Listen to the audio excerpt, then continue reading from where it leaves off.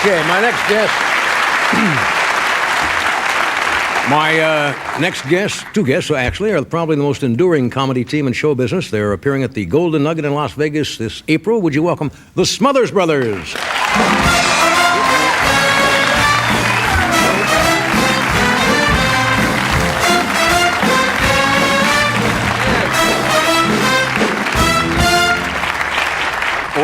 Or the Smothers brother. Hello, yeah, no, Rick. we're the Smothers brothers. Dick, where is? Wherever I am, Tommy is near. Oh, and what's going backstage. on? What's the problem? There's no problem. Or did he get cold feet or what? No, he's just waiting to come on. He has something special since you set up that sign. That was such a cute thing. Oh, thank you. And it's the last time that we're probably going to do the show with you. And the Tonight Show with Jack Parr started our career, and the very last part of his run, and then we've done your show all over the years, 30 years, and since this is the last time that we'll have time to do your show, Tommy wanted to give you a gift from his heart because he feels such a kinship to you, and comedic geniuses, and and all that kind of stuff. All and, that.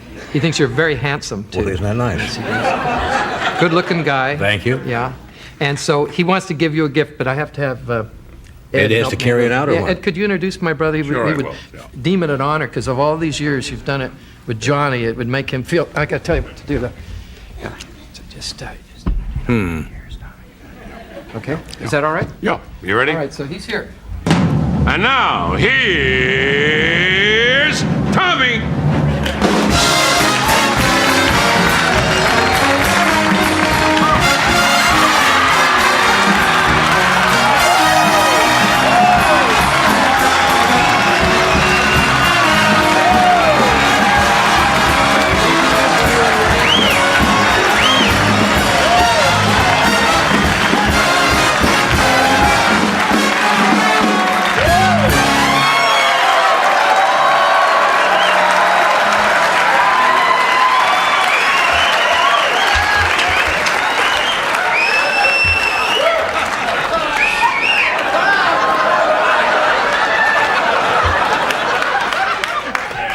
It was so cold.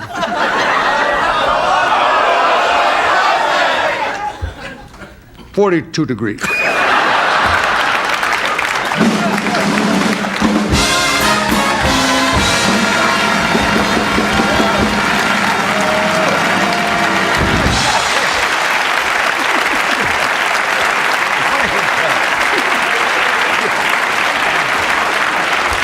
Good Lord.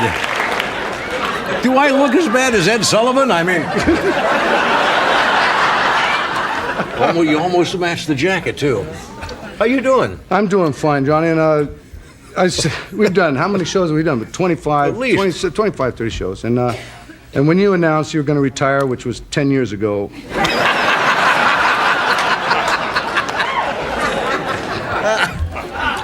I started working on this, and I was hoping that you'd consider me, but I'm not. I like Jay Leno very much. But if you have any second thoughts, but if you can mention to Jay that on Tuesdays, I'm available. Ready to come in.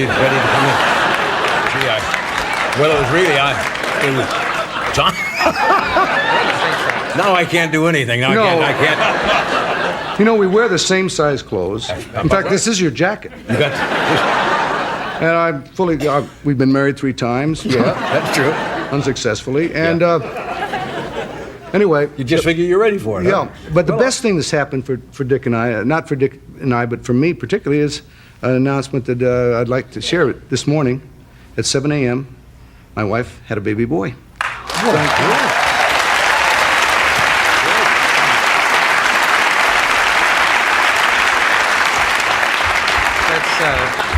That's not true. What? What do you mean it's not true? Oh, wait a minute, Tommy, you're just going for some love from the audience. What is this? Wait a minute. You did that just to get applause? He's not telling the truth. That's right. Now, why do you come out here? You start off at Johnny's last thing. You start off. You do a great job with Johnny, and then you say something that's not true to this audience. Why do you do that? If you hadn't said anything, they would have bought it. But that's lying, Tom. That's lying. Why are you lying to these people? What? Why are you lying to the people? Why are you lying? Look in the camera. Tell them, why are you lying? National policy. Would you stop this business? Would you stop this? What? Nothing. Now, I introduce you guys. Well, stop this business. Where's the pencil? Being together longer than any other comedy team. Longer than Yep. Yeah. Dick and Dan, Rowan and Martin. Give me that pencil. Longer than Rowan and Martin, right? How long altogether you guys been together? We're in our 34th year as a team. That's a long run. How do you sustain it? But see, most people don't grow up and say, I want to be part of a comedy team. Yeah. They use that as a means to an end, and we're being brothers. I think it's a natural, and we always approach the relationship as like a marriage, Yeah. a real old marriage. A lot of fighting and no sex, and we think that's just, that's the reason it's worked out just fine. Yeah. What's the best routine you've ever done? A best routine we've ever done, we haven't done yet. But when I... Is that a fact? Yeah. But we have a routine that it's not a routine because Dickie didn't know about it, but George Burns been on the show a lot of times. And Yeah. George Burns, I'm a great fan. I talk to him about once a week on the phone just to see how the guy's doing. It great classic. Yeah. And he said to me when he knew we were going to do the Tonight Show with you, he said, why don't you do the famous What Kind of Dog bit is it? That was done, he said, back in the late 20s, early 30s. It ranks with Abbott and Costello's routine, Who's on First? Yeah, what was it called? It's called What Kind of Dog Is It? Done by a comedy team called, in the late 20s, called Benson and Hedges. It was a straight man and a regular guy. Benson and Hedges was a comedy team? I didn't know that. I didn't know that. No, you just said they were a comedy team. You said, George said Benson and Hedges. I'm did sorry, this. if I said Benson, I meant Black and Decker. Black and Decker. Black and Decker. Anyway, the routine goes like this, and I told George we'd do this. It's just as it goes. Guess what? One guy says, guess what? My dog had pups, and the straight man in the team, Black and Decker, says, what kind of dog is it? And the other guy says, female. Yeah. And then what's the other guy say? There's a joke there somewhere. No. Is that it?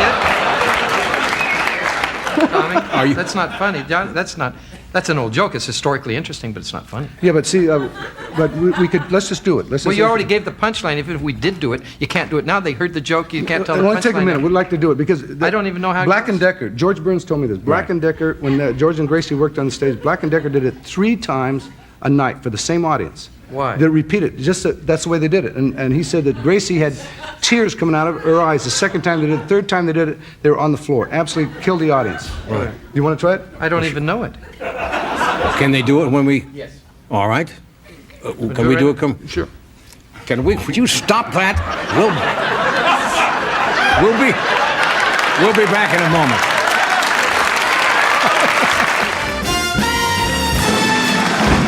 We're back to Tom and Dick Smothers. Now, have you guys worked this out, this routine? No, I don't know anything about it. Okay, wait a second. This is how it goes. This is what kind of dog is it? Wait a minute. No, what? Just work with me.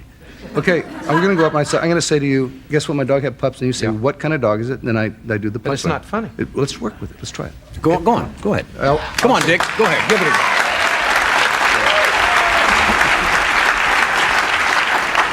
Okay.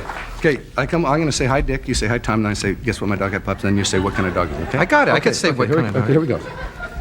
What kind of dog is it? Black and Decker's famous. What kind of dog is it? Routine done by the Smothers Brothers. Here we go. Here comes my brother walking down the street. Whoa! Hi, Dick. Hi, Tom. Guess what? What street am I walking down? What difference does it make? You want me to walk down a street? Okay. I don't even know the It doesn't bit. make any difference. What Give street. it a name. Okay, Main Street. Main Main's Street. We're fine, walking down sure. Main Street. Okay, here we go. That's all I want to know. Here comes my brother walking down Main Street. Whoa! Hi, Dick. Oh, hi, Tom. Guess what? My dog had pups. Was it your Cocker Spaniel?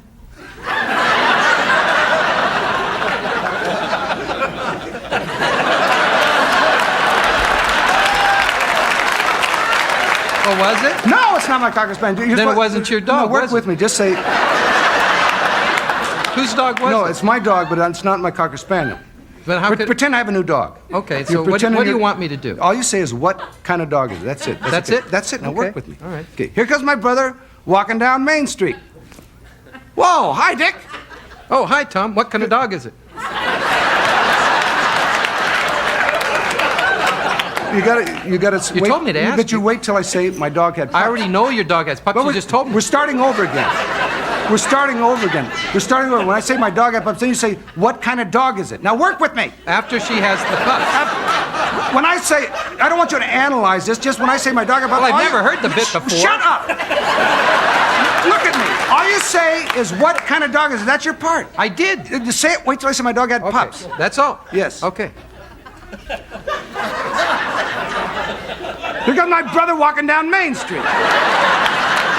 Hi, Tom.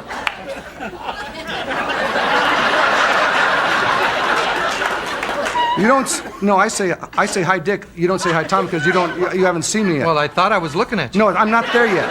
I say hi, Tom, then you say hi, Well, Dick. where are you? I'm not on Main Street, so how could you say hi, Tom? Well, how do I know where you are? I'm on Westchester. I see you way down there with your backs to me. You're on Main Street with your backs to me. So how could you say hi, Tom, if you don't see me? Because I thought I saw It wasn't you. me!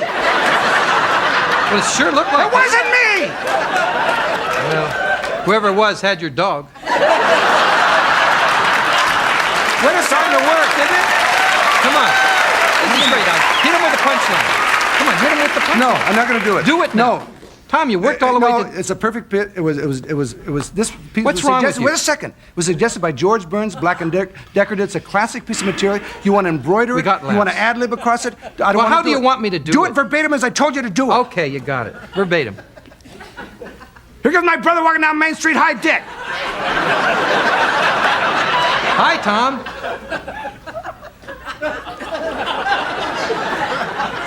How you doing? Fine. Fine. Oh, guess what? What? My dog. My dog had pups. My dog had pups. What kind of dog is it? Female? Hey, it works both ways. Isn't that amazing? That George Burns really knows his stuff. I like that one. That's great. Yeah. I love that. Thank you. We got to do it. Let's start again. Let's do it from the top. No, I don't want to do it anymore. Anytime.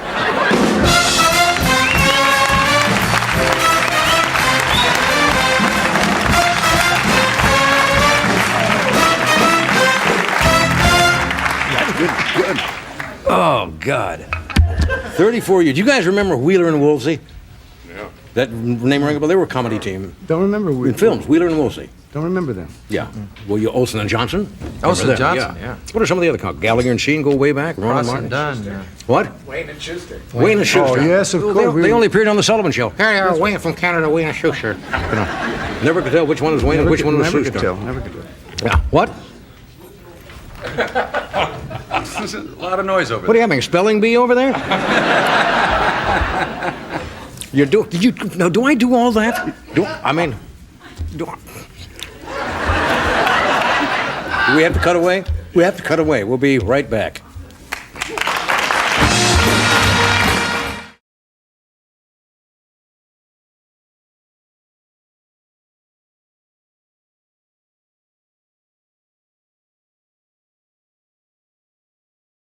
The following program is brought to you in living color on NBC.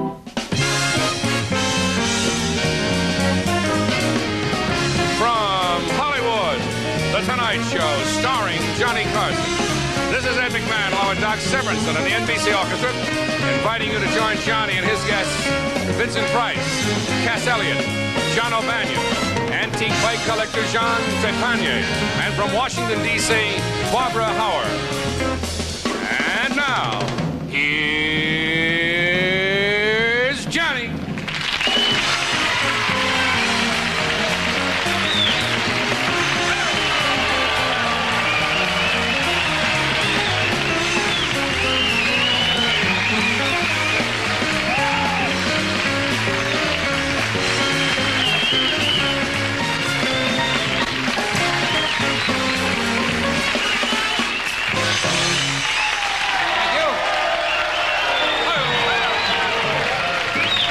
Thank you. That's very nice. Thank you. That's enough. Thank you. Now, sure. Now, come on. After you get what you want, what happens to me? You won't respect me in the morning. I believe a man is innocent till proved guilty, right? Right. So please withhold your judgment till the monologue is over. Well, let's see. High star person. See. Tutti Frutti or vanilla? You look like the roommate from the man from Glad.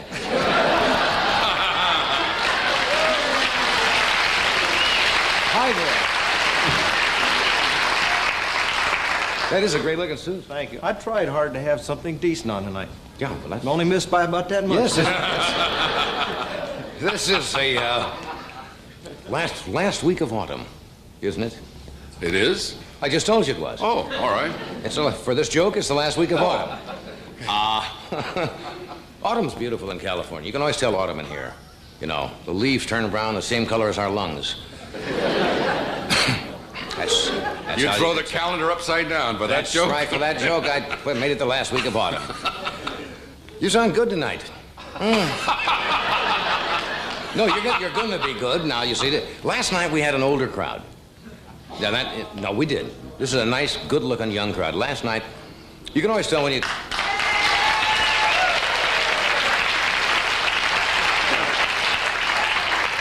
You bought that, huh? No, I'm serious. You can always tell when you have an old crowd. We came out last night, there were a row of people sitting with those buttons. It said prostate power.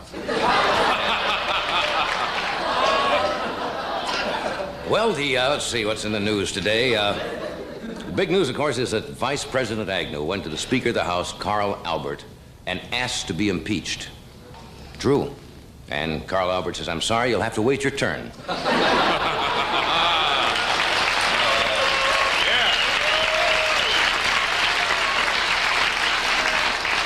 I think we should mention that tonight starts the first night of the Jewish New Year, Rosh Hashanah, which is, yes, it does. And so, Happy New Year to all of our friends. President Nixon celebrated the Jewish New Year by sending a card to Archibald Cox, the prosecutor, said, let my people go.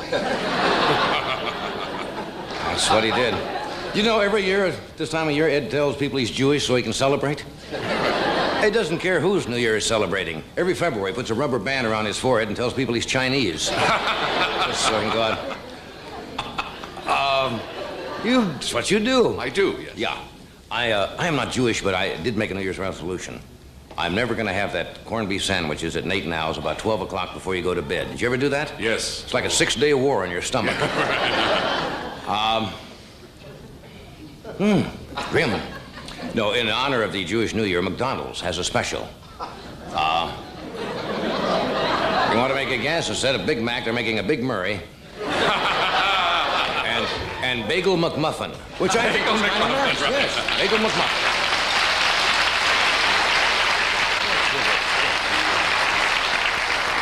Isn't it nice the astronauts are back? They're all back safe. And they set all kinds of records up there. Most time in space, most time on the spacewalk, most pictures ever taken of the sun, most glasses of Tang without spitting up. That's one of the records. Remember how everybody is so blasé about the space shots nowadays? How many of you saw the recovery? Yeah, you see? A few years ago, the networks would interrupt, 10 hours before splashdown, cover all of that, right? None other 10 hours afterwards. This time, right in the middle of the splashdown, NBC interrupted to cover Yule Gibbons spitting up a petunia. Well, they've been gone almost 2 months, wasn't it? Yeah. And they had a lot of catching up to do. They want to find out, who's first place in the American League, who's first place in the National League, who's left in the White House. And they were up there 59 days. I don't stop, friends. 59 days, and of course, no women. And scientists are, Now, wait a second, I'll get to it. Scientists are making a lot of tests to see if they have any, signs of, physical impairment because of that space up there. They did make an astounding discovery. They'd never seen a space helmet with horns on it before. That's what the doctors found. Did you know they took 77,000 pictures of the sun? You know why they took that many? No, why? They had to take that many till they got one that wasn't overexposed. They were shooting right into the sun, you see. The next trip is going to be in November. Did you know that? Yes, The I next did. Skylab. I wouldn't be surprised if Nixon and Agnew try to get on this one. It's going to last a lot.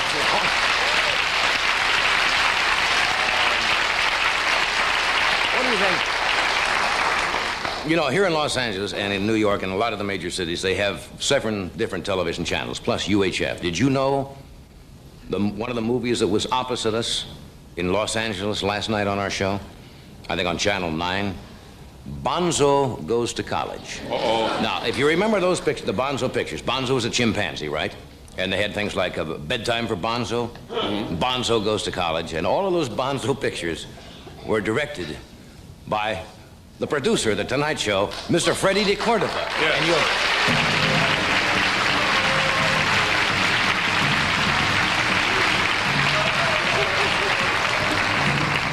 it's nice to know that a man who made a monkey is a star in charge of my career.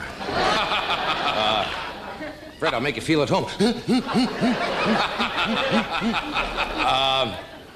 No, you directed that, all of those, right? Bedtime for Bonzo, Bonzo Goes to College, Bonzo Gets Rid of His Tension.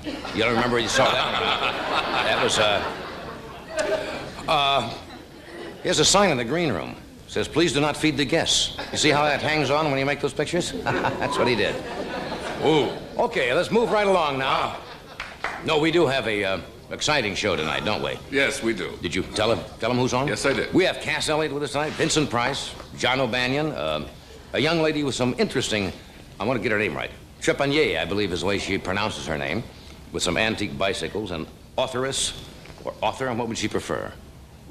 We'll find out. Barbara Hauer, who has a book called Laughing All the Way, which is about the inside things that are happening in Washington, or have happened there, or will happen. Am I leaving something out? No, that's it. Any questions? This meeting is closed. We'll be right back.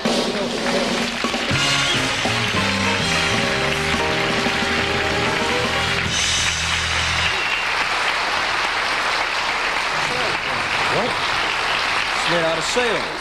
What is that? Really, that's This is my nautical suit. made out of sailcloth. Yes. Very pretty. So we stuck our little tootsies on the water, and we ducked under the waves we did. Oh,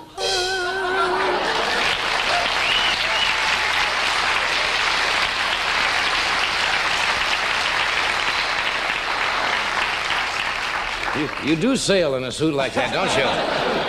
Stick around. We're going to give you some happy new words about Hormel chili.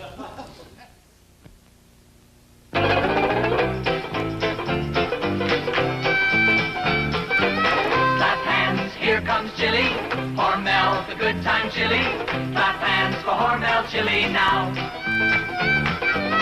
Clap hands for Hormel flavor. Great taste you're bound to favor. Hormel's the good time chili now. Oh, yeah. Hormel's the good time chili now.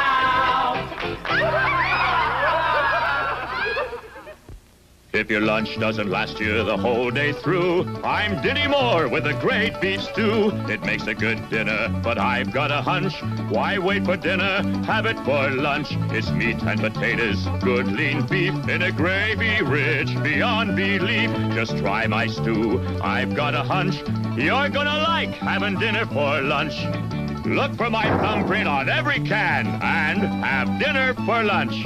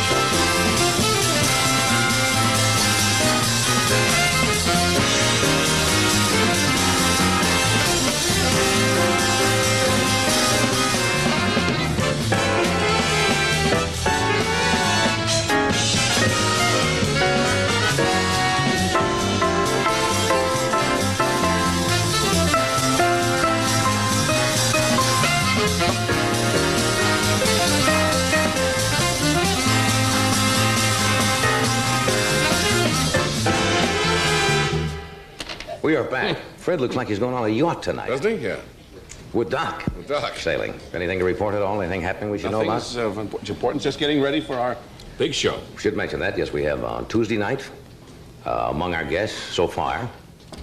And usually on the anniversary show, somebody may or may not drop in, but we have Sammy Davis, we have Buddy Hackett, we have Don Rickles, we have Burt Reynolds, and we're going to do a tea time movie, so it should be an exciting night. Great. We hope you're with us.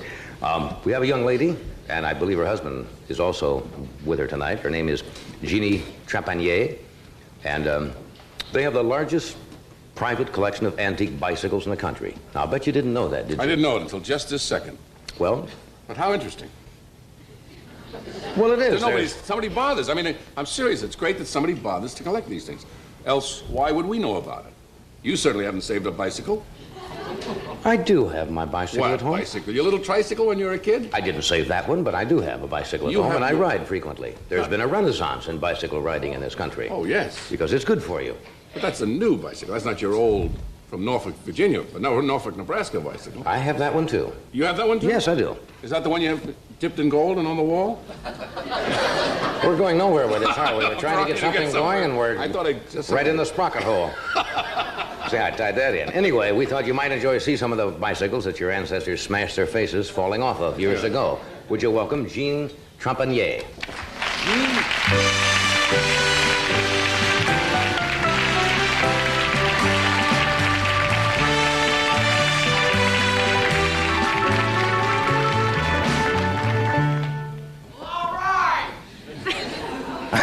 We got a very Victorian audience here tonight. That's what they wore, isn't it, when bicycling was an early fashion? Yes, it is. This is a genuine ladies' antique bicycling costume of the 1885 period. 1885? Mm-hmm. Now, when you go out and you ride bicycles, you wear that, or? I only wear this when I ride my antique bicycle. The antique bicycles. This is rather an unusual collection you started. What got the interest started in collecting bicycles? Well, my husband's a born collector. Yeah. And he started collecting when he was 9. Just odds and ends. And then he bought a buckboard by mowing lawns and working. And then when he was 11, he traded it in for a 1914 Studebaker. Got his parents to drive him all around in it. All right. Then one thing led to another, and he started collecting automobiles. Bob's a great swap meet goer, and he was there one day, and this man had a pamphlet on antique bicycles. He wanted it. Struck up quite a conversation with the guy, and the guy says, well, he says, if you're so interested in this book with old bicycles, would you be interested in an old bicycle? So he says, sure. That's all it took, huh? That's all it took. That afternoon we went over, and that's where we found the beginning. Is this where you find most of them? You go to these kind of swap meets, and then... We find them at the swap meets. We find them all over the country. Of course, now people know about us, and they write to us. And when you say antique now, in furniture, they say an antique to be an antique has to be over 100 years old, but bicycles, what is the definition of an antique? We consider our bicycles antique right at the turn of the century and before. Mm-hmm. We have bicycles going back to 1830. Is that right? Mm-hmm. Are they valuable? I mean... Yes, they are. They vary in price depending on who is selling it, how old it is, and how rare it is, and the condition it's in.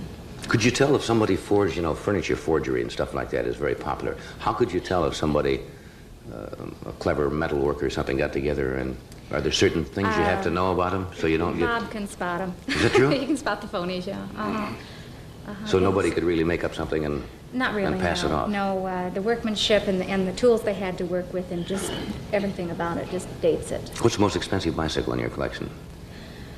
Well, it's a tandem. It was made in England, and our latest offer on it was $5,000. $5,000? That's expensive. For one bicycle. Is that like the old bicycle built for two?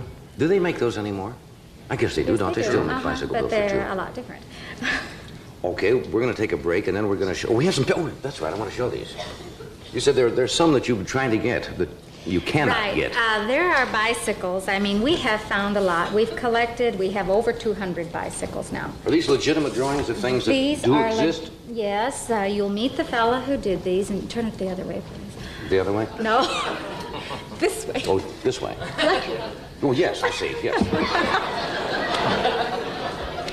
I start going about Wednesday now. All right, what do you call that? That's a...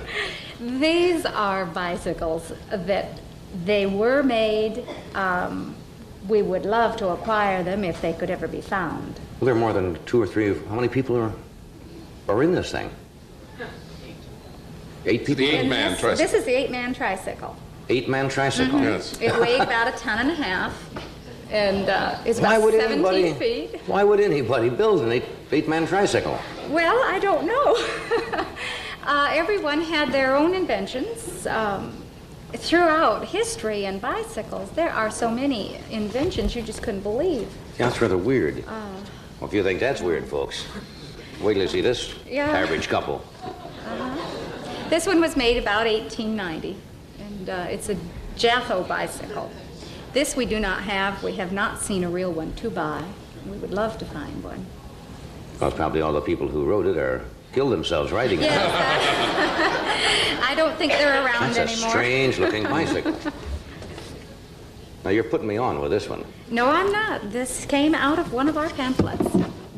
This carriage was propelled by dogs and the man. You put dogs inside the wheels and run around like a hamster? And you just hope inside the of a- dogs don't fall over. This bicycle was made in France in 1880. It's the way Con Edison gets all their electricity in New York. They have dogs running on this. That's very unusual. Now, we have some, I saw just before I walked through to come out to do the monologue tonight, it's a rather unusual bicycles you have back here. These are all legitimate? They're all legitimate. Every bicycle we own is authentic. We have no and are rideable? Most of them. Most of them.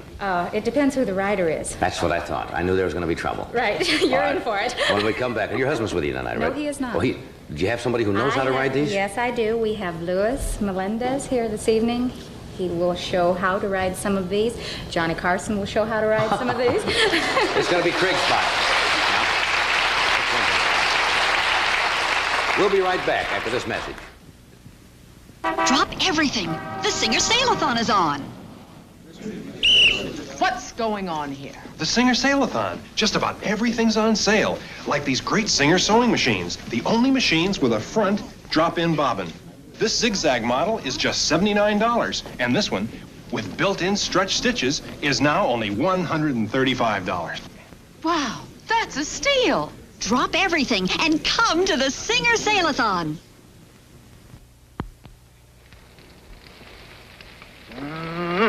To me, steak is something mighty special. So I treat it special with A1 steak sauce. I think A1's the difference between just eating steak and really enjoying every bite of it. You know, for me, there's only one steak sauce. A1 and steak. Nothing better together in the whole wide world. A1 and steak. I like it.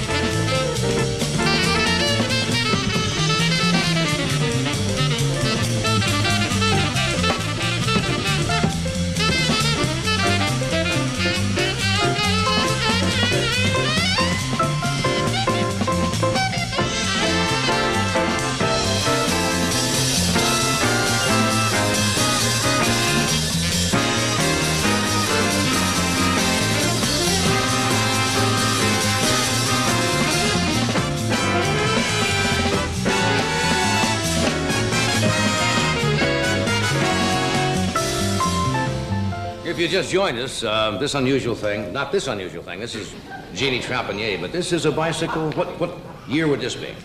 This bicycle is 1885. 1885. It's a ladies' Columbia 2-track tricycle. And this is not rebuilt. This is authentic. Can you operate that? I sure can. Steers here, and it's very easy to operate. Is that crazy? Isn't that sweet?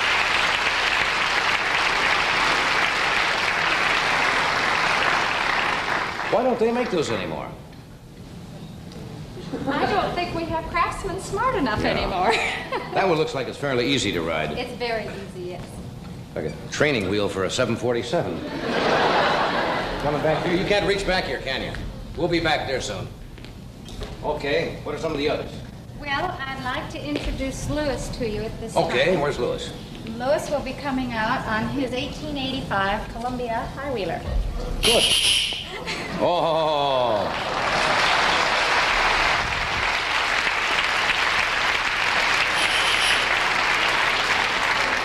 Now that's not easy to ride, is it? Well, you let us know. You make don't it look be so easy. pessimistic, John.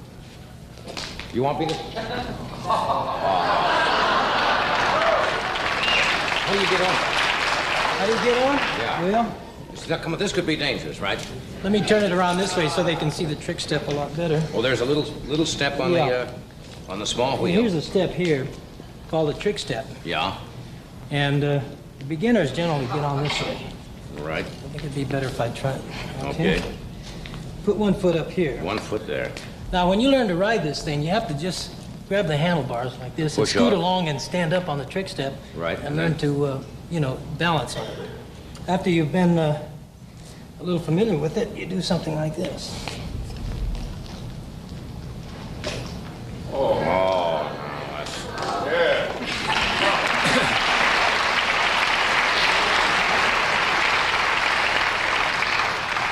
That takes a while, John.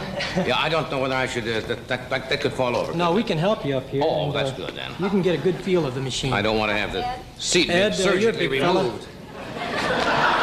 Well, let's wait for Ed. Let's wait for Ed. Okay, you might. No. Fine. Put your hands on the grips. The hands on the grips. Okay. Stand up. Get on.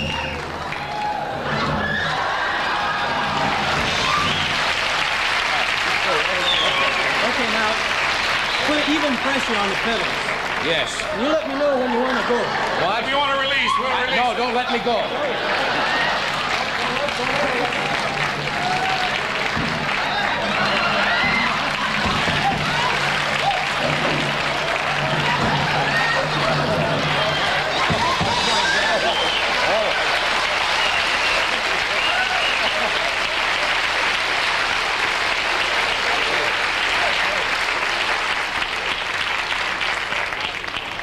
They didn't have a lot of people riding these, did they?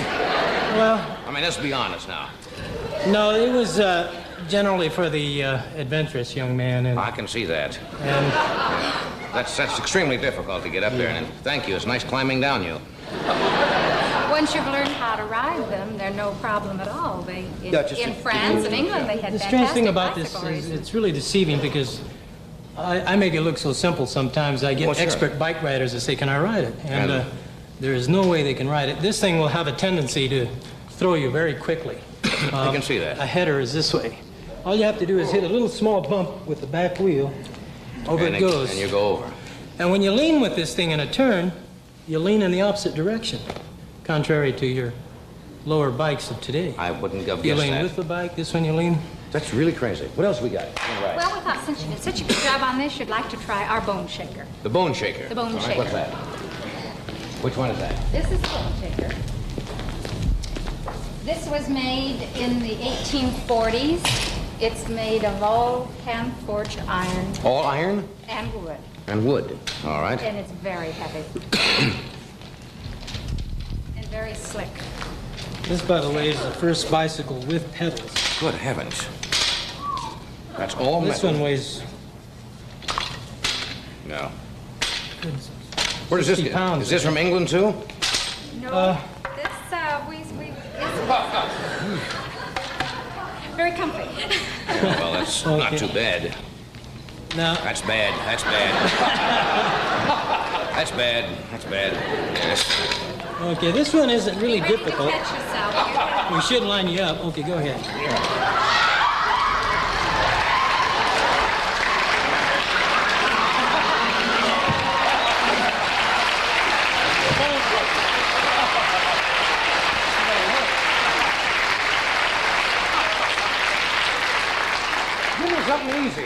All right, would you like a partner? Yeah.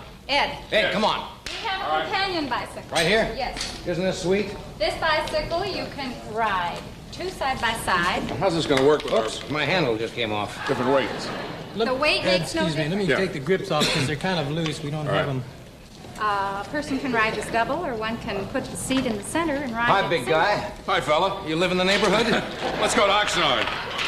No, this... How about our weight? I'm much heavier Makes than no John. difference. Well, no difference? My husband is large, and he rides with my little daughter on there. Okay, you all set? Yes, sir. Start pedaling. Okay. Work Push on. together. Have you made up your...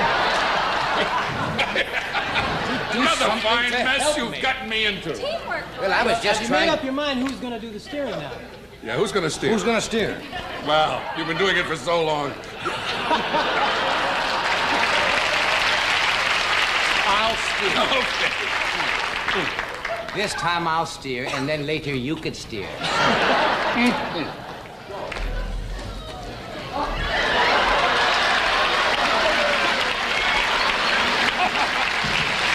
Just where I wanted to go. I can go back to a commercial.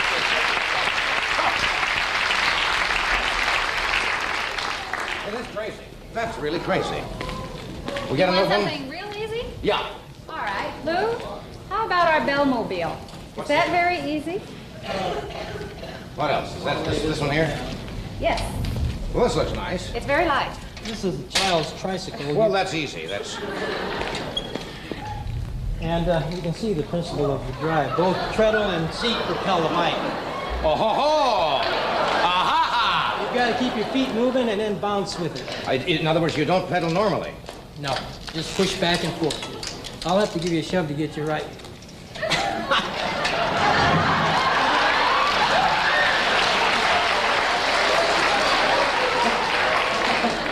The seat comes up. And up.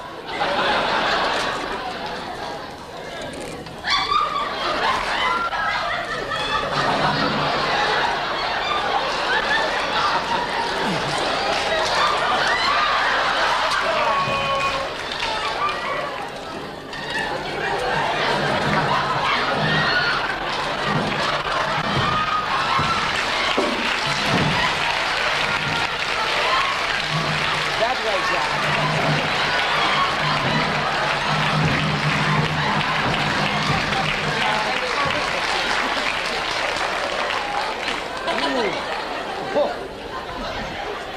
That's the funnest bike of all. That is really insane. We gotta say goodbye? I thank you so much for being here, Jeannie. Thank you. Good night. Oh!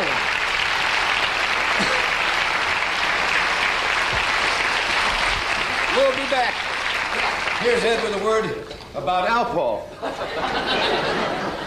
If you've ever been awakened by a cold, wet nose, you know your dog has a lot of different ways to show how he loves you. And you show your love lots of ways, too. One of the nicest, from our dog's point of view, is by feeding him his favorite, Alpo. There you go, pal. Okay. Like this Alpo beef chunks dinner that Colonel here really is looking forward to. Alpo is something that most dog foods don't. Real beef. Nice, big chunks of it. That's what sets Alpo apart from most of the others. Meat byproducts and beef chunks. And you know how your dog loves that. The other thing that you can be sure about with Alpo is that every can contains all the vitamins and minerals recommended to keep a dog healthy. So if your dog isn't already getting Alpo, consider switching him to it, because we think Alpo Beef Chunks Dinner is a very nice way to say, I love you, to your dog. You know, this is National Dog Week, sponsored by the Pet Food Institute. And Alpo would like to join them in saying, deserve to be your dog's best friend. You got it all.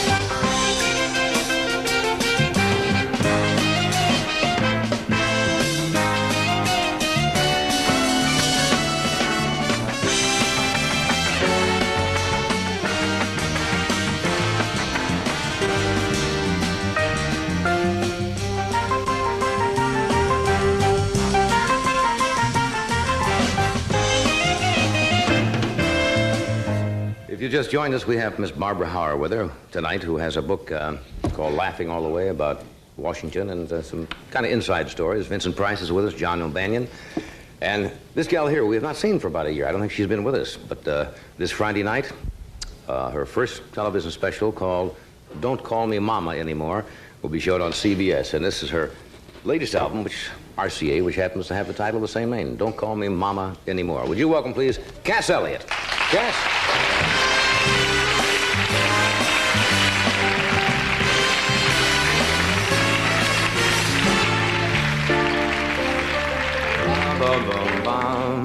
Good evening. All right, I won't call you Mama anymore. I hope not. You give up the Mama Cass Elliot. That's...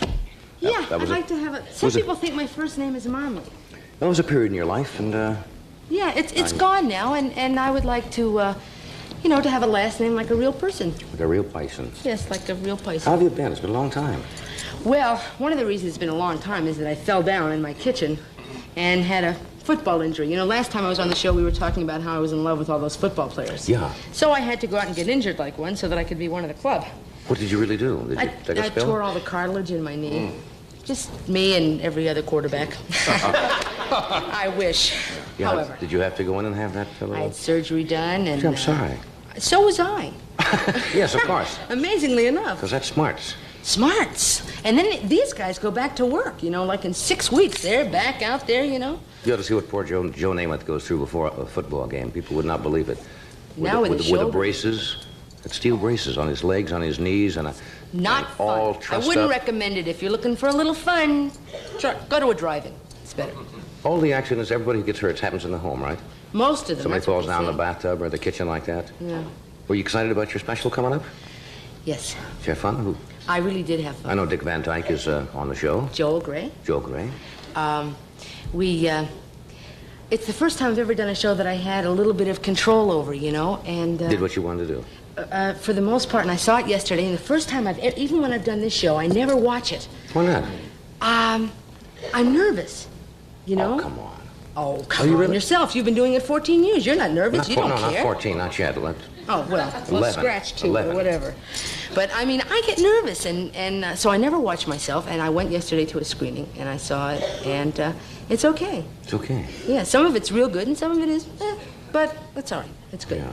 Well, Joel Gray is not bad. Academy Award winner. Yeah, not chopped And liver. Dick. Somebody said you got... Maybe he is chopped liver. Somebody No. said you had the animal. Oh, Gentle Ben. Yeah, now what? Gentle Ben, the bear that was in the... The bear that played Gentle Ben, whose name is actually Bruno. See what happens to Hollywood? They come here right away. It should be get the an other way agent. around. The agent says to the bear, you know... And should be the other way around. The bear's Ben's agent too is a clever. beaver. You didn't know that. Says, why don't you change No, your I've name met to his Gentle agent. Ben? He is a beaver. Yeah. I've met him. Why did you have Gentle Ben on?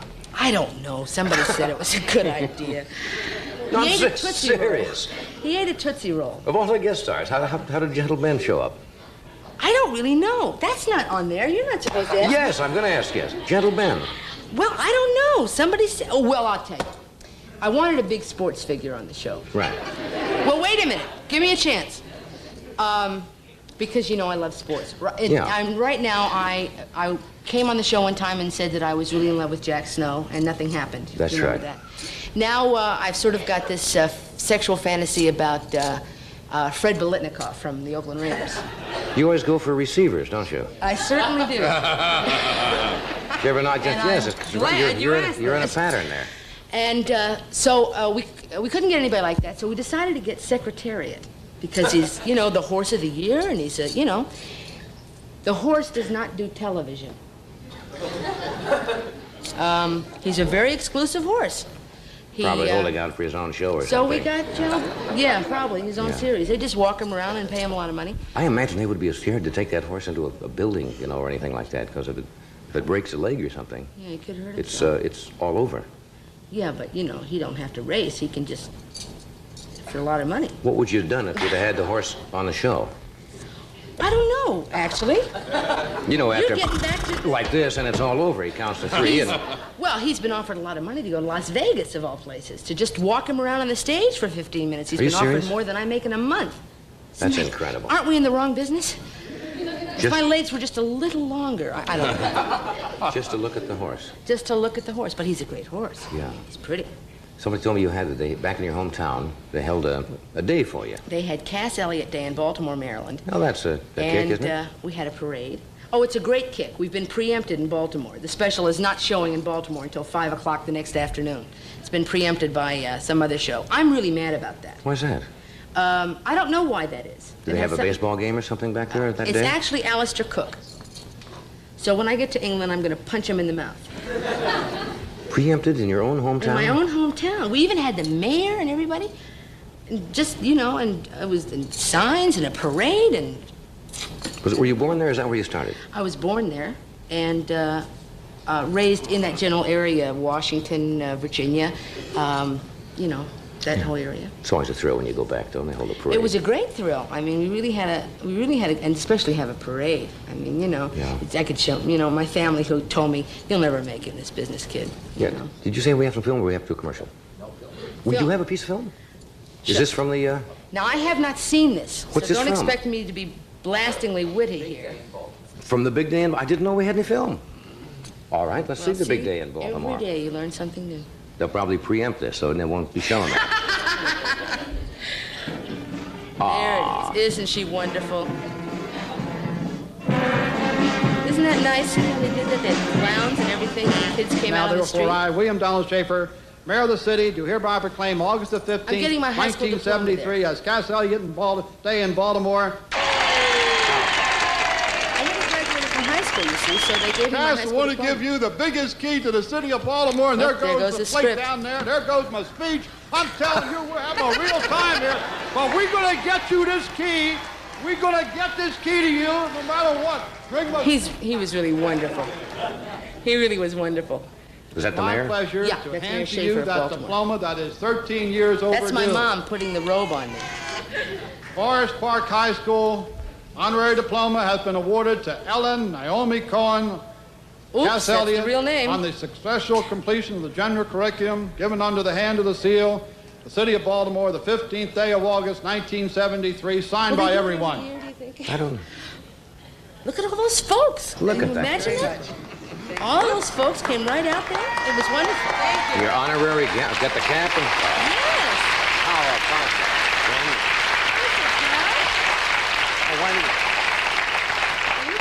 Why didn't you ever finish high school in Baltimore? Actually, because I wanted to go into show business, and I had taken all these courses to go into medical school, and I was accepted into medical school, and I thought if I didn't graduate from high school, they couldn't send me to medical school. So I quit 2 weeks before graduation. But I wear my high school ring all the time. I'm crazy. What can I tell you? Got your still high school ring? So I wear my high school ring, and then they said, we're going to go back. We'd like you to come back. I said, I'll come back on one condition, if you give me a diploma. So I think that's they did. kind of right. I did the same thing when I was in college. I cut two courses and didn't finish the exams and had to go back and do it later because I had a job at a radio station. And at that time, that sounded like the thing to do. You know, I split, Now went down, and I'm took the grateful job. that I got my high school diploma because now I can get a decent job, you know, get out of this business. That's right. I mean, they tell you can't get a job without a high school I've always wanted to go to high school in those little match folders, you know, where it says, Draw me. draw me or finish high. Learn meat cutting at home is what I want to do. So There's no meat. then you always have a job. We'll be right back after this word from Celanese. Yes, we will. Kitty, Wanda, I just saw my song. Now we can take our show downstairs to Broadway. Oh, that's terrific. Was it the Coat song? Sure. Well, let's all sing it together. Okay. It's a playable, stretch ball, comfortable kind of a day. Da-dee-dee. Life is woven with Fortrail, and we live in the action-packed way. Fortrail polyester. It's tailored, trim, and you can bet that the shape you see is the shape you get. Belted, welted, cinched, or trenched. How luxurious, washable, wearable, kind of a danceable, wonderful, wrinkle-free kind of a day. Raincoats woven of Fortrail polyester for comfort, stretch, and action. Fortrail. Look for the name on the tag in the store.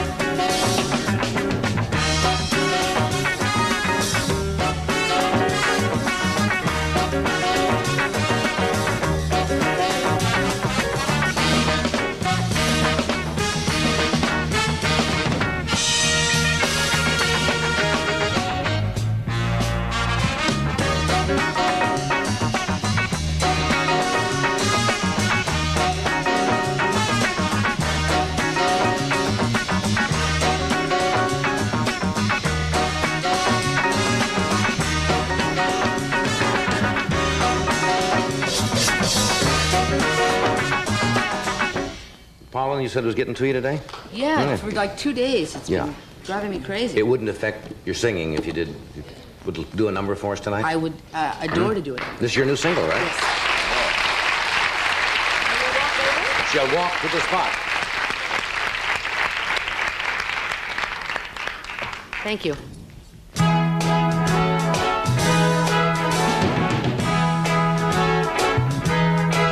I'm coming to the best part of my life, catching fire, climbing higher.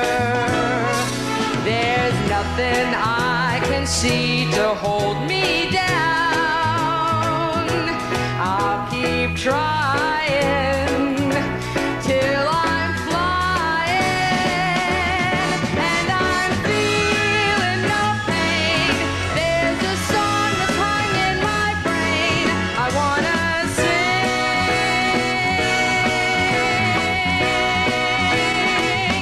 I'm going out of control to the music that's in my soul. I wanna sing.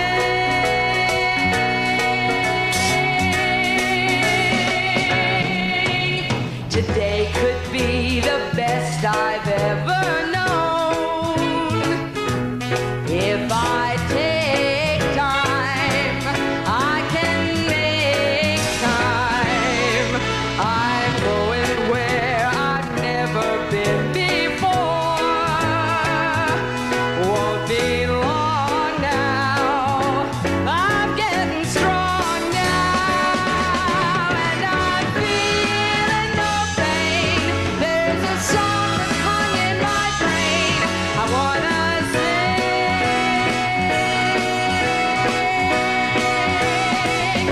I'm going out of control to the music that's in my soul. I wanna sing.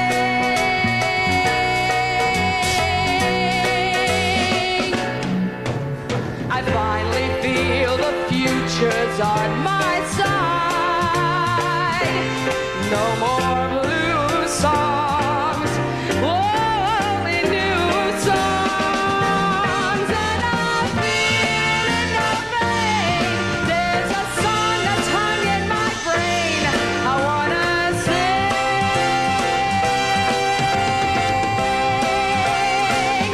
I'm going out of control to the music that's in my soul. I wanna sing.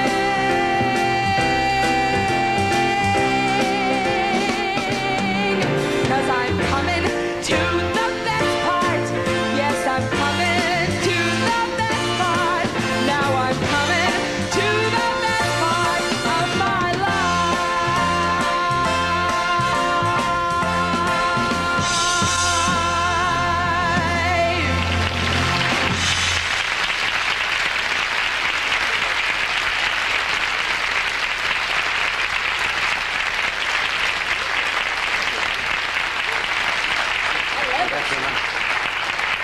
I tell you, that's kind of how I'd not I heard feel. that before, but that's a good song. It's really the way I feel. Things the are best going part. so Everything is- good for me with the special and the new album and everything. Yeah, that's great. That I'm real excited. Did you ever have a period in your life where it was the other way, where you said, Yeah, forget it? yesterday was grim. Moody, huh? Oh, and my nose was, Hey, thanks for doing that. That's nice. Hope it's Yeah, big it's for fun. you.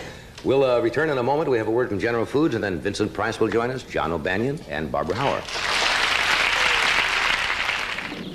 This is part of my work. With a PhD in biology, I teach and do research in immunology.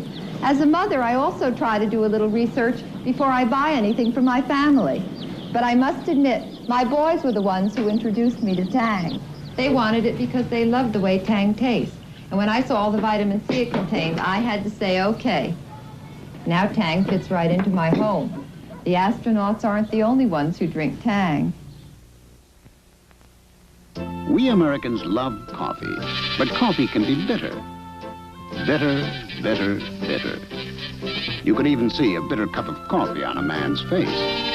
To take some of the bitterness out of your life, switch to Sanka brand decaffeinated coffee.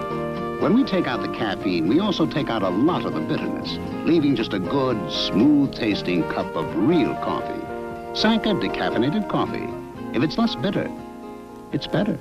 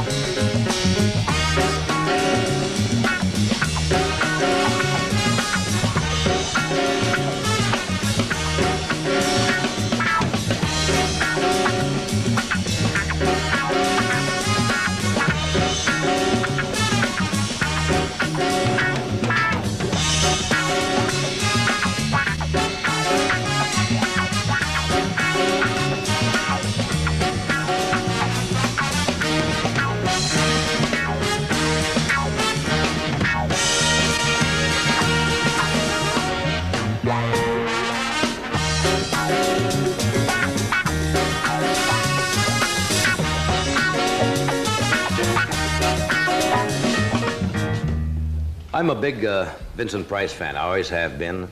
He's probably one of the best-known actors probably in the entire world. And we talked with him the last time he was here about being like stereotyped in movies as always the villain, and been most successful at it. And off-screen, when he's not acting, he has a great variety of interests. Art, of course, is one of them. He has a beautiful book called The Treasury of American Art. And his newest film, what would you think the name of this is? Theater of Blood. Is coming out soon. Would you welcome, please, Mr. Vincent Price? Yeah.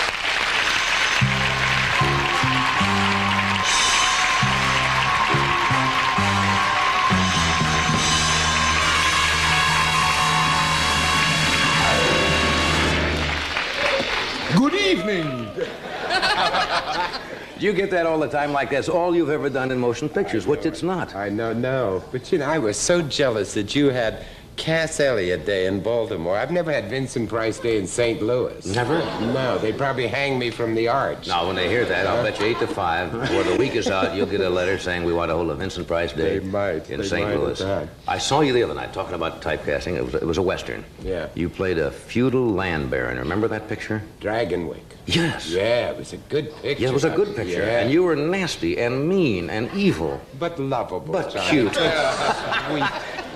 I always feel I get the dirty end of the stick, if you'll pardon the expression. No, I think, we talked about this once on the show, I think the type of thing, and you love doing them. Yeah, they're great You love fun doing to do. those. It's like, because everybody loves the horror stories and the mystery stuff. And they're timeless. Yeah. They're not dated at all, right? Wait, you know, you get to play such different kinds of parts. I mean, the hero is so dull. You know what I mean, huh? Yeah, the good guys always. Yeah, but the hero's usually a fairly dull, straightforward guy. He's got to be good. But in Theater of Blood, for instance, I play 8 Shakespearean parts. Now, I'm an old Shakespearean ham actor, and I don't win the Critics' Circle Award. So, to get even with them, I kill off all the critics.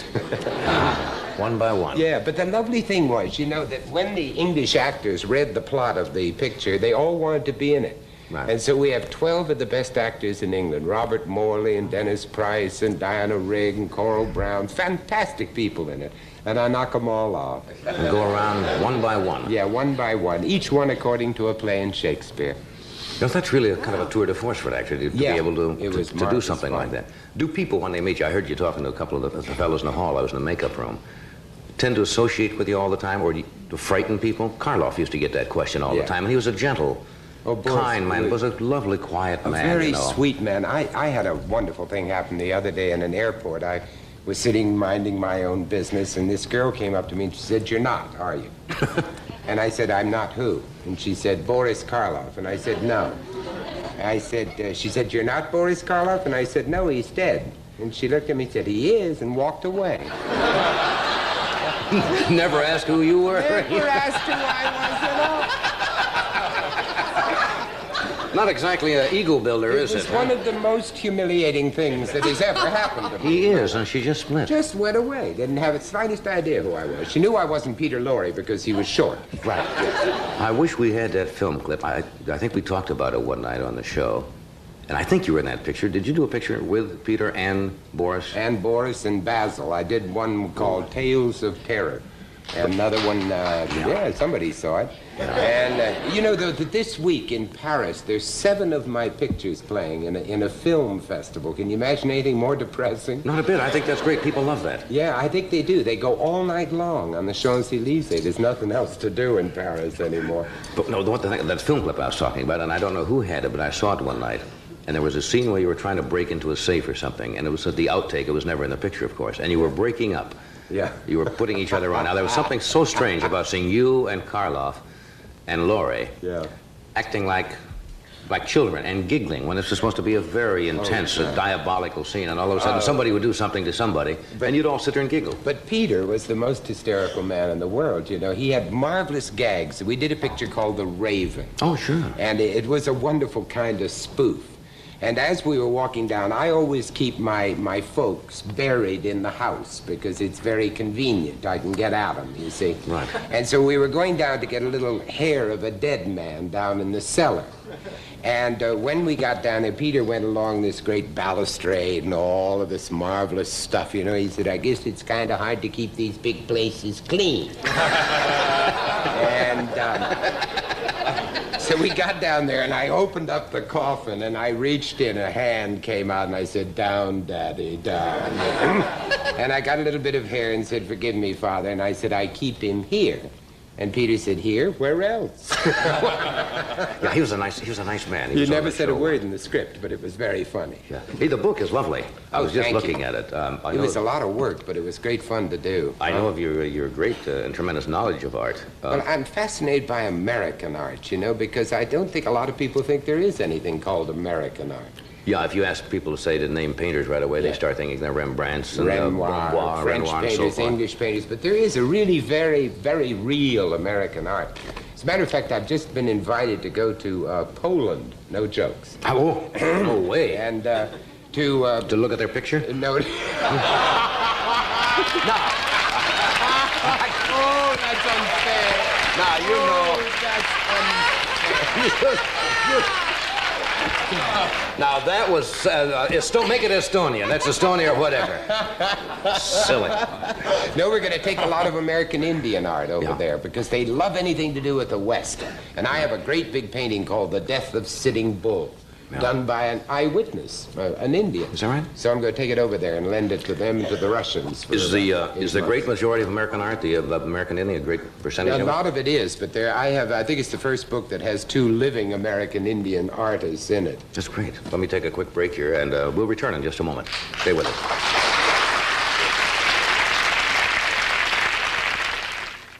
Scott's Liquid Gold has the perfect answer. Their new countertop and stainless steel cleaner. Just spray it on, wipe it dry. You won't believe how it cleans off dust, grease, water stains, fingerprints, clean, polished, and looking like new again. Try the newest member of our family, Scott's Liquid Gold countertop and stainless steel cleaner. Would you dare to skip a day with your antiperspirant? I did. With Mitchum for problem perspiration. I believed at $3.50 its protection had better last a long time. It did. Through the first day and even the second day. Yet Mitchum's buffered to be gentle. Yes, you might even skip a day with Mitchum. It's that good. Now for perspirers who prefer a soft, absorbent powder every day. New Mitchum Spray Powder.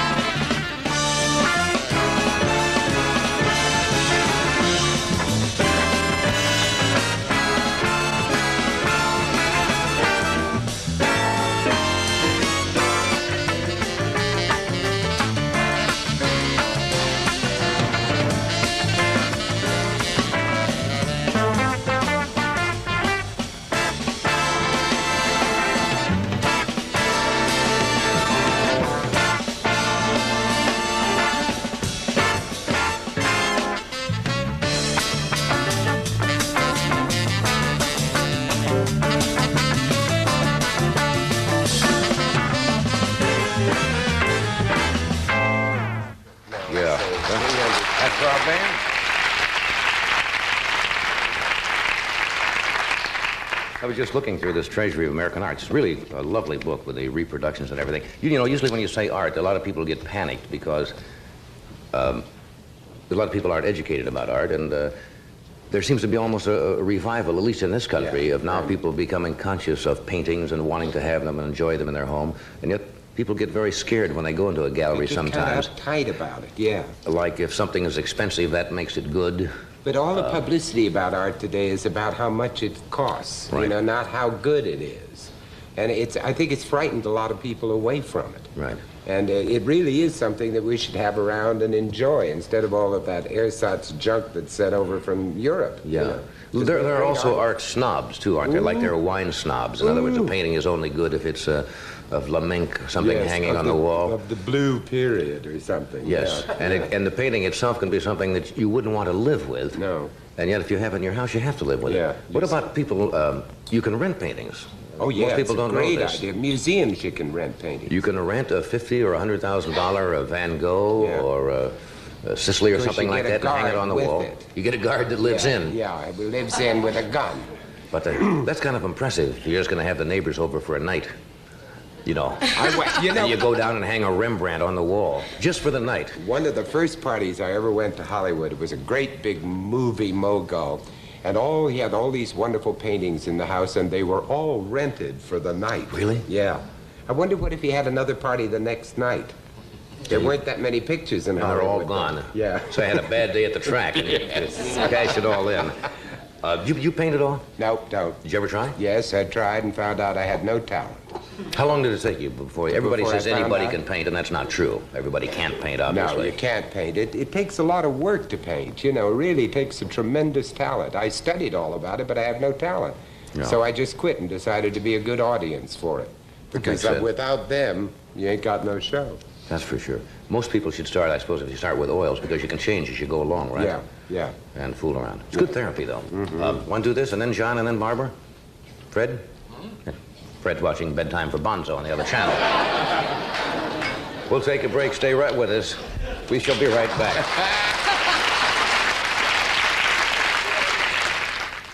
As you know, your body is curved all over. We're going to take one of those curves and show you what happens on Simmons Beauty Rest coils.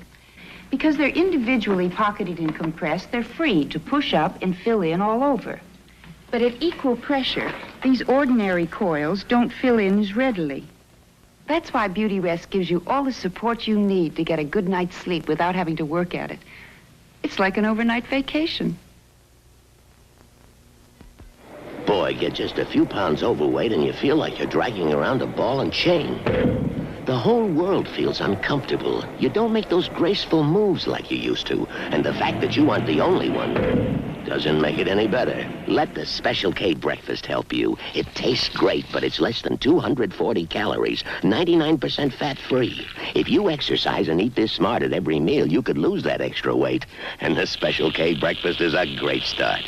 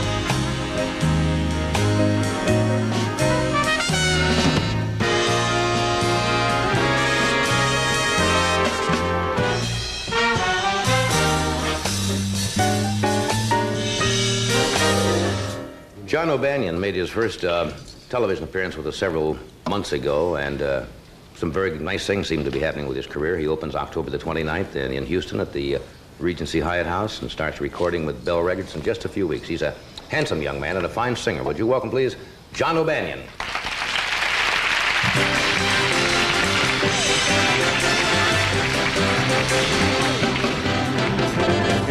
Everything has its season, everything has its time. Show me a reason and I'll soon show you a rhyme. Cats fit on the windowsill, children fit in the snow. Why do I feel I don't fit in anywhere I go? Rivers belong where they can ramble. Eagles belong where they can fly. I've got to be where my spirit can run free. Got to find my corner of the sky.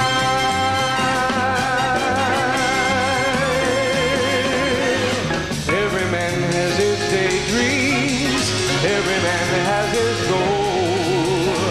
People like the way dreams have us sticking to the soul. Rain comes after thunder, winter comes after fall. Sometimes I think I'm not after anything at all. Yeah, rivers below where they can ramble. Eagles belong where they can fly. I've got to be where my spirit can run free. Got to find my corner of the sky.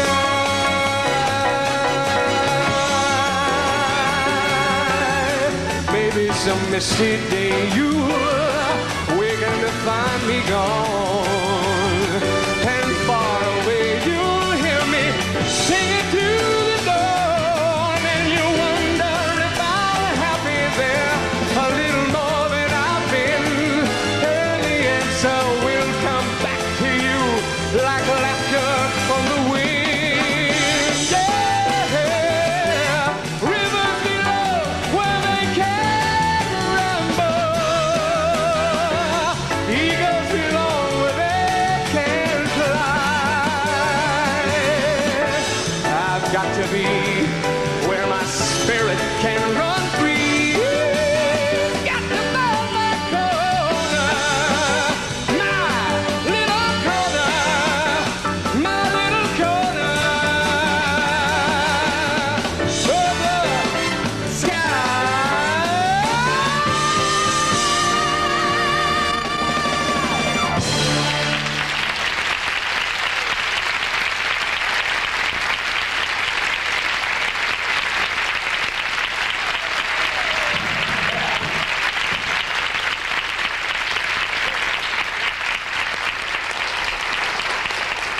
That's John O'Banion. He's a fine singer. I think you're going to be reading a lot about him because he also smokes in bed. Little humor there. After this brief word from our sponsor, Barbara Hauer will join us and we'll talk about her new book. Honey, this morning I'll make our pot of coffee. Thanks, but I want Taster's Choice freeze-dried. It tastes like ground roast. But for breakfast, we need a pot of coffee. So we'll make a pot of Taster's Choice, huh? I take out the basket, boil my water, then add Taster's Choice 100% freeze-dried coffee. You see how neat?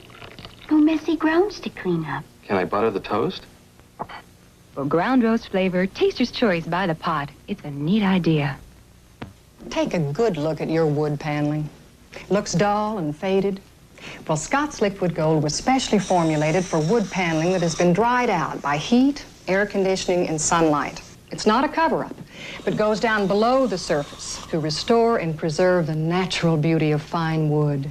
Liquid Gold cleans away dirt and helps hide scratches and water stains. Remember, for best results, don't use wax after using Liquid Gold. Use Liquid Gold regularly, in aerosol or liquid.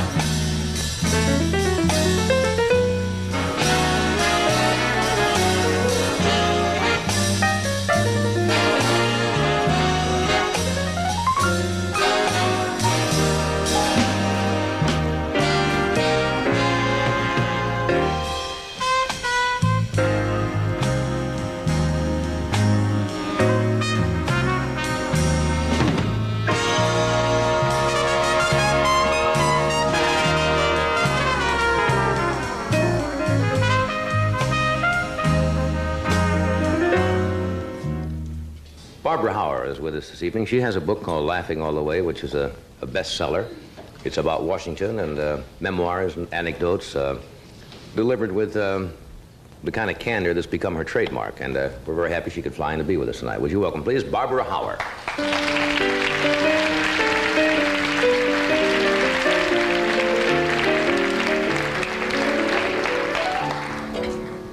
Welcome back. Thank you. I'm glad to be here. I must tell you, it's my birthday, and I want to thank Cass Elliot for singing the best song a woman who's 39 years old could have sung on her birthday. Today's the beginning of the best time of my life. Is Thank this your you. birthday? Yes. Well, happy birthday. And you gave your age. I gave my And you age. gave your age. Well, why not, You're Johnny? I've absolutely always right. wanted to be Jack Benny's age on the Johnny Carson Show. Well, I'll tell you, you're a striking-looking 39. Thank you really very are. much. I wonder why women always feel they're not supposed to tell their age, that we're supposed to be obsolete like a washing machine when we get to be a certain mellowness. I'm not so certain I'll feel so good about saying it when I'm 40, but right now at 39, it is the beginning of the best time of my life. I think if you're going to lie about your age, you should always say that you're older. Because then everybody says, like, I'm 32. I was 32 Wednesday. And I think if anybody asks my age, I say, oh, I'm 35. And people say, why, my goodness, you look so young. You were working at the reverse business, huh? Just add a few years. Absolutely. Last time, I enjoyed your book, first of all. And many people, you know, when a book comes out, normally look in the back to see. I'm sure they did this in Washington, because many times they list the names of people or events alphabetically. So everybody turns to the back to see if their name is mentioned in the book, right? Right. But you don't have that, so I had to read the whole book to see if I was in it. And I was in the book. And I got the feeling, it was just a small little mention, but when you were here on the show some years ago, you said, now maybe I'm getting this out of context and you can correct me, that you thought I didn't like you, or something like that. I think at that time, Johnny, I didn't particularly like myself, and I think that I did not behave on the air with any essence of professionalness, or let me put it this way, I was simply terrified, and I made something of a fool of myself, and I don't think you like me, and I wouldn't have liked me either if I'd been sitting in your chair. Like me tonight, I'm going to be a lot nicer. Okay, I like it. I like it. It's your birthday, too. The book is fascinating. Have you got any flack from it at all? Are people unhappy? Well, I think that there has been some flack from it. Anytime you write a book that's candid, that throws a little much-needed light on the shenanigans of power and politicians, there are a lot of people that are not going to like it. But by and large, the people that I really am very hard on, I don't choose to see, nor do they choose to see me. And the rest of the people either take it very much in their stride, or, as I say, we don't see one another. The thing about powerful people and politicians is that they're very much like people in show business, only they carry it to a further extreme. They really don't care too much what you say about them as long as you're saying something about them. It's the whole perpetuation of, I'm in there doing something. So I found a lot of people that I was less than kind to coming up and being awfully good to me. It makes me very nervous. Because you made them important enough to include them in the book, and as long as you at least mention them, I think they're afraid I'm going to do a sequel and say something worse, and that's why they're being nice. Politics is, of course, a power game, and I would think one of the toughest jobs in the world would be to be married, the wife of a politician. Do you find that there is a great deal of problems in marriages between powerful political figures and the wife? Well, I think it depends an awful lot on the age of the politician and exactly who the politician is. For instance, my own particular senator, whose birthday is also today, Sam Ervin, and his wife have been married longer than, most people ever live. So I think there is no problem in that marriage. She fell in love with those eyebrows. You take the very young politician and his wife. This is not easy because it's a different generation. It's a woman who has come along with some idea that she would like an identity of her own. She would like some autonomy over her life, and in politics you have none. Plus the fact, you remember that in this country where there's so much hypocrisy about the divorce laws, that 2 out of 3 marriages in this country end in divorce, and yet we rarely elect a man who's found that he's made a mistake in his marriage. Right. So when these people get married, they're stuck with each other forever, and I can't imagine anything worse than having to put a good face on a bad marriage. Yes, that's, yes. But you see, politicians' wives have one, I think, terrible disadvantage, is that their husband has to be elected by votes, so they constantly, and I know a few wives who have told me privately without mentioning the parties, if they have to smile and shake hands at one more ladies' tea, where they've invited the women in, and say the right thing at the right time and always be on your behavior, that must be a terribly tough thing to bear, because it directly reflects on possibly your husband's election. This is true, and also the ego knows no sex, knows no gender. A woman who's worked going into shopping centers and saying, "Hi, I'm Barbara Howard, and my husband's running for office. Can he kiss your foot and get your vote?" She works very hard to get him there. Then when they get there, it's all of a sudden, isn't he the most marvelous savior of all mankind? And she's nothing but the woman who sends out his shirts and brings them back lightly starched so he can stand up there and do this to the crowds. No one wants to be remembered as the wife of the politician or the wife of the man who discovers the cure for cancer. History has no recollection of her. I can frankly think of nothing worse than being a first lady, particularly this first lady. I mean, it must be a very tough time for her.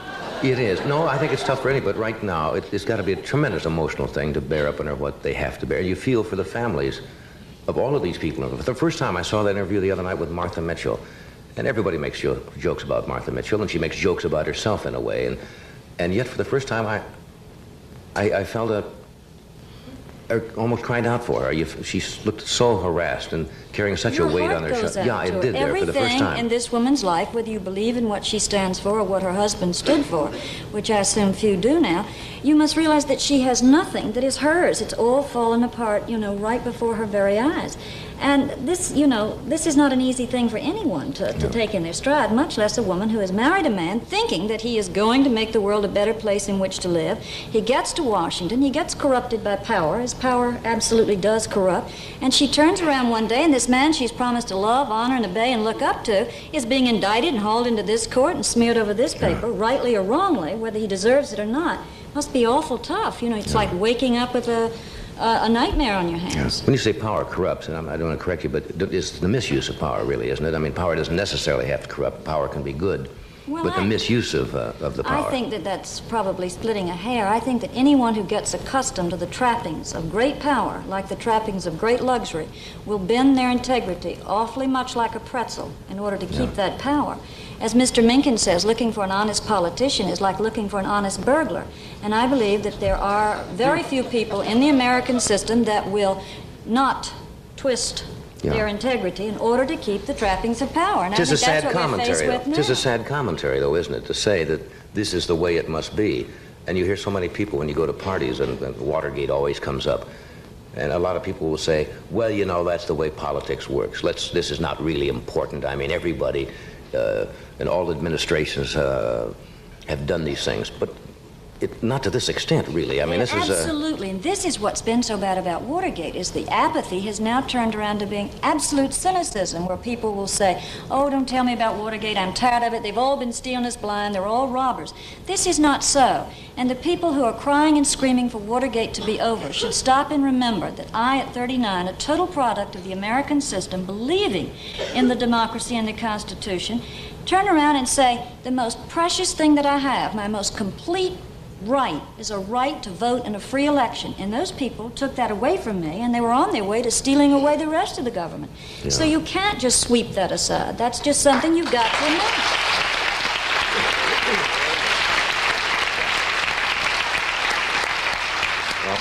Well, you spend most of your time in Washington now, don't you? It must be a rather uptight place right now. It is so uptight. It is the most uptight place. And of course, the constant conversation now is about Vice President Agnew. There has been some conversation that this has been created at the Vice President's expense to take a little of the heat off the President in Watergate. But the main topic of conversation is if the Vice President either steps down voluntarily or he is forced to step down, does a president who may or may not deserve to be impeached, who may or may not be impeached, have the right to choose for us a Vice President? And of course, all the wags in Washington say that if the President has a right to select someone to follow in Mr. Agnew's steps, God forbid, that he will choose someone who will be much more lenient if he gets to be president on the people in the Watergate who will be able to be prosecuted when they get out of office. And the rumor is that the person that would be the most kind toward the Nixon crowd, the Watergate crowd, would be John Connally. In other words, they're already looking at this as a fait accompli. Absolutely. Everyone has an opinion. You go to a cocktail party. Do you want John Connally or don't you? Not do you want scotch, bourbon, or vodka. Do like you this want is John all Connally? on the rocks. I never cast a vote for John Connally. I mean, he, to me, has all of Lyndon Johnson's vices and none of his virtues. I have no desire to have John Connally thrust upon me. I mean, does anyone? I wouldn't know. You get invited to many parties down in Washington, Barbara?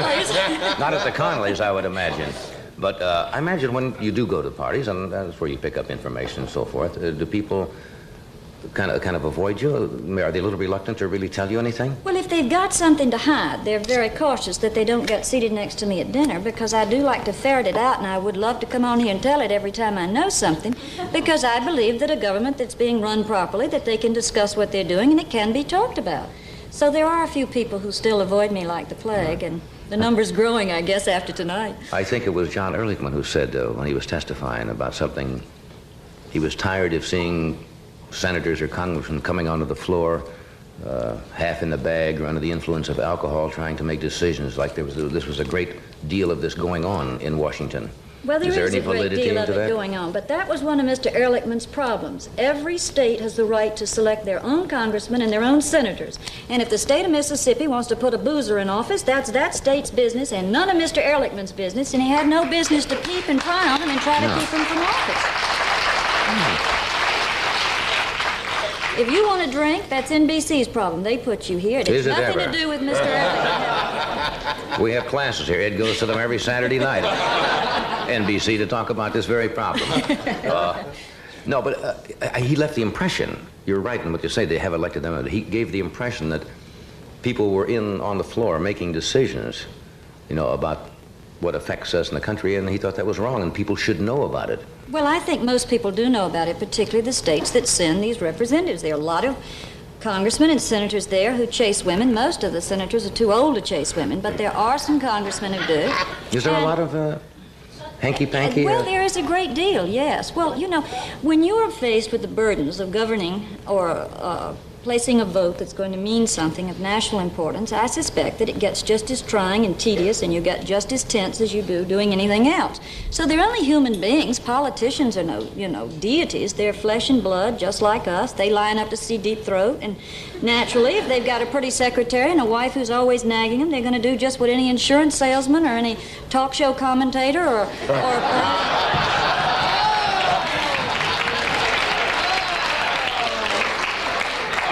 I try not to get too tense. So that there is a certain amount of it, I suppose. That's normal, why would we expect them to be any different than we are? Well, Buzz Aldrin, the astronaut, came out the other day and said he was a little tired of the American people trying to hold them up as godlike people, the astronauts he was talking about, because they're not the all-American hero. They're, as you say, have all the foibles and peccadillos, I suppose, that everyone has. As a taxpayer, I'm getting tired of holding them up there in the sky. You really think that's too long, huh? I think it's getting to be a bit much. When you can't buy a piece of meat for your plate, but you can hit the moon, there's something, I get a little conservative. I didn't know I had that kind of conservation. You should be able to have both. Yes. We'll take a break. We'll be right back. I didn't know it was your birthday.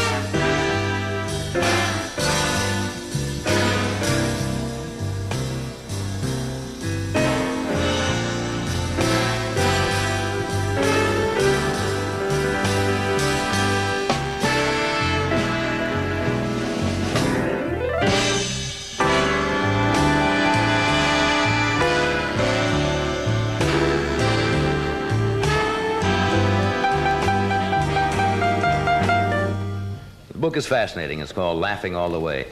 Where'd you get that title? From E.E. Cummings. Looking forward into the future and backward into the past, I walk along the highest hills and I laugh about it all the way. What else from Washington can you do but laugh? That's not a bad way to go through life. Keep your sense of humor. Nice to have you with us tonight, Thank Barbara, you. and happy birthday. And Thank Vincent, thank you. And Cass, I thank you. And tomorrow night we have Michael Landon with us, Johnny Mathis, Will Chamberlain is with us tomorrow, and Cheryl Stoppelmore. Thank you. Good night.